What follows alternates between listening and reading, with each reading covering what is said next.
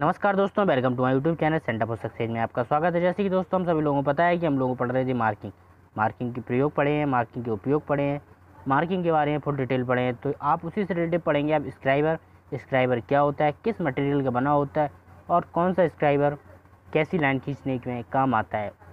चलिए दोस्तों video start करते हैं। वीडियो स्टार्ट करने से पहले आप सभी लोगों से एक छोटी सी रिक्वेस्ट करना चाहता हूँ। अगर आप वीडियो बनाएं तो प्लीज़ चैनल को लाइक करें, शेयर करें, सब्सक्राइब करें और सबसे पहले नोटिफिकेशन पाने के लिए बेल आइकन को भी प्रेस करें। चलिए दोस्तों वीडियो स्टार्ट करते हैं। पहले पढ़ेंगे मार्किंग करते समय ध्यान में रखने योग्य संकेत। तो अपन सब लोग कैसे करते हैं, मार्किंग करते हैं। मार्किंग करते समय कुछ बातें ध्यान में नहीं रखते हैं। उन्हीं बातों को देखते हैं आज कौन कौन सी बातें। मार्किंग करते समय निम्नलिखित संकेतों को आवश्यक ध्यान में रखना चाहिए। कौन से हैं पहले देखते हैं। पहला पॉइंट क्या कहता है, ठीक है।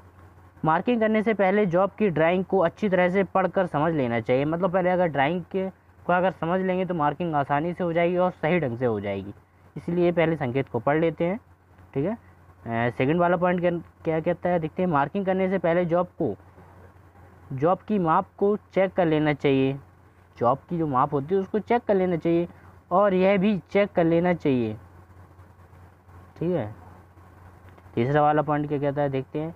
मार्किंग करने से पहले जॉब की ड्राइंग के अनुसार सही औजारों का चयन कर लेना चाहिए। स्क्राइबर व पंच के पॉइंट को चेक कर लेना चाहिए कि उनकी धार ठीक लगी हुई है कि नहीं। अगर उनकी धार सही नहीं होगी तो अपनी मार्किंग सही नहीं हो पाएगी। इसलिए पहले हमें स्क्राइबर और पंच के जो पॉइंट होते हैं उन पॉइंटों को सही से चेक कर लेना चाहिए, ये सही हैं या नहीं, और सही टूल्स का ही प्रयोग करेंगे, ठीक है। आगे चलते हैं, चौथा वाला पॉइंट देखते हैं।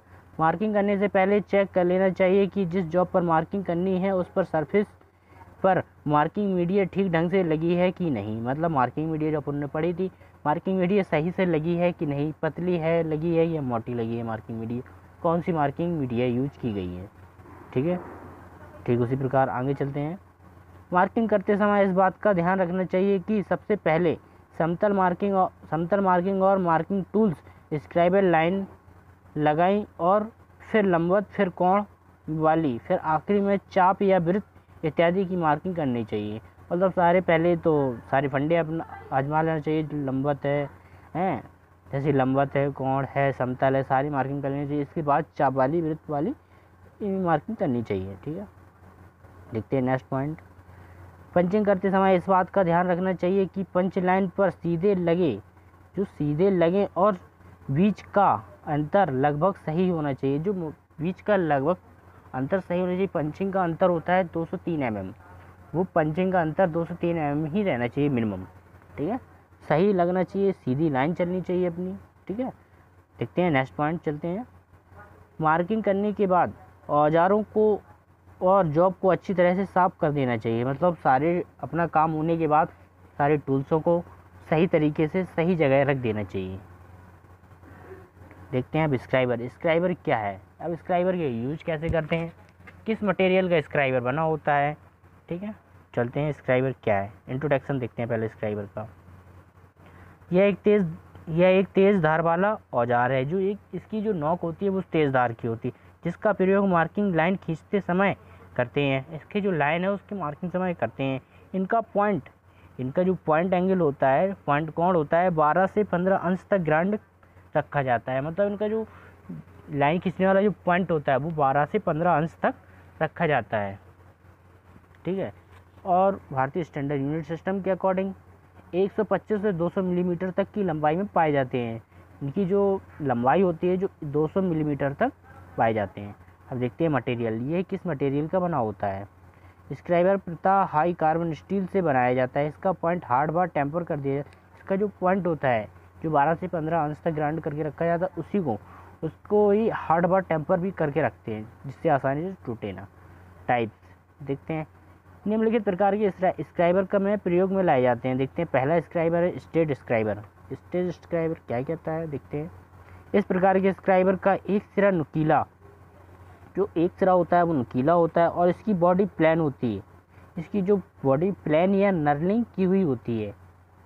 इसका प्रयोग साधारण मार्किंग करते समय लाइन खींचने के लिए किया जाता है। मतलब नॉर्मल होता है, जो नॉर्मल लाइन खींचने के लिए इसका प्रयोग किया जाता है। इसकी बॉडी प्लेन या नर्लिंग की हुई होती है, ठीक है।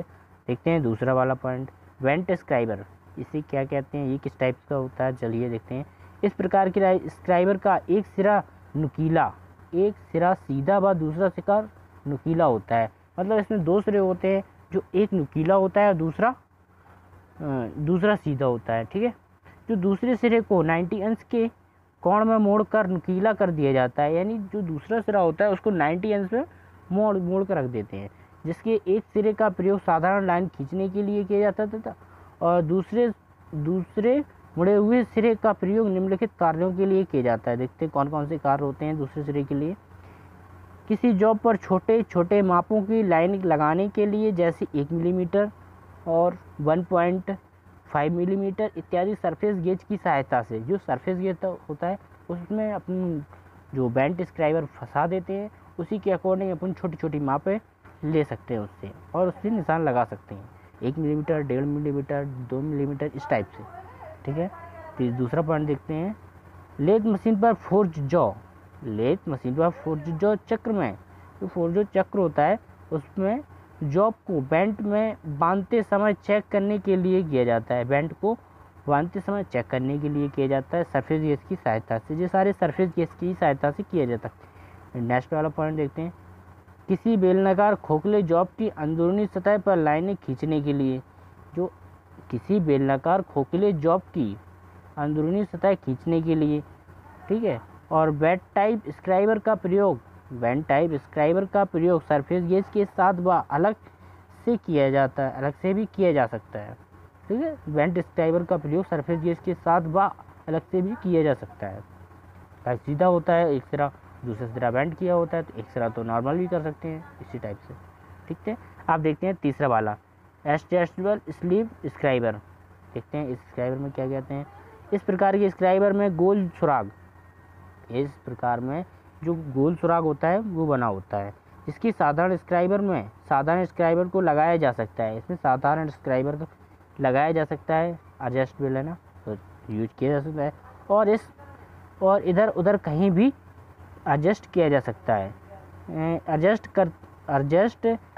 करके क्लैंप किया जा सकता है, मतलब एडजस्ट करके क्लैंप करके एडजस्ट किया जा सकता है इसको।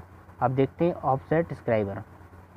ऑफसेट स्क्राइबर को वर्नियर हाइट गेज के साथ प्रयोग में लाया जाता है। जो वर्नियर हाइट गेज होता है उसी साथ अपन प्रयोग में लाते हैं, जिससे परिशुद्धता में मार्किंग की जा सकती है, नहीं परिशुद्धता में मार्किंग की जा सकती है। अब देखते हैं स्क्राइबर से सावधानियाँ क्या क्या होती हैं। स्क्राइबर की नोक की धार तेज रखनी चाहिए, जिससे मार्किंग की जा सके। मतलब इसके अगर आप नोक सही नहीं रखेंगे तो मार्किंग भी सही नहीं हो पाएगी इससे, और मार्किंग आसानी से नहीं हो पाएगी। इसलिए स्क्राइबर की अगर नोक सही रखेंगे, तेज़ रखेंगे, तो स्क्राइबर की मार्किंग से सही मार्किंग की जा सकती है। देखते हैं नेक्स्ट वाला पॉइंट। इसकी नोक को हार्ड व सरफेस पर ठोकना नहीं चाहिए, मतलब हार्ड सरफेस पर इसको ठोकना नहीं चाहिए, क्योंकि इसकी अगर आप हार्ड सरफेस पर इसको ठोकेंगे तो इसकी नोक टूट जाएगी या मुड़ जाएगी, ये सारी कमियां हो जाती है। इस पर स्क्राइबर से लाइन नहीं खींचा जा सकती, मार्किंग नहीं की जा सकती, ठीक है। इसे बचाना चाहिए उससे। नेक्स्ट वाला पॉइंट देखते हैं। इसको प्रयोग में ना लाया जा रहा हो तो इसका पॉइंट आर्क इत्यादि लगा कर रखना चाहिए, मतलब आर्क मतलब आग से पॉइंट को बना के रखना चाहिए, ठीक है। अब देखते हैं नेक्स्ट वाला पॉइंट। इसका प्रयोग हार्ड सरफेस पर नहीं करना चाहिए, मतलब कोई चीज़ कठोर है तो उस पर इसका मार्किंग का प्रयोग नहीं करना चाहिए स्क्राइबर पर, ठीक है। ये तो थी आज की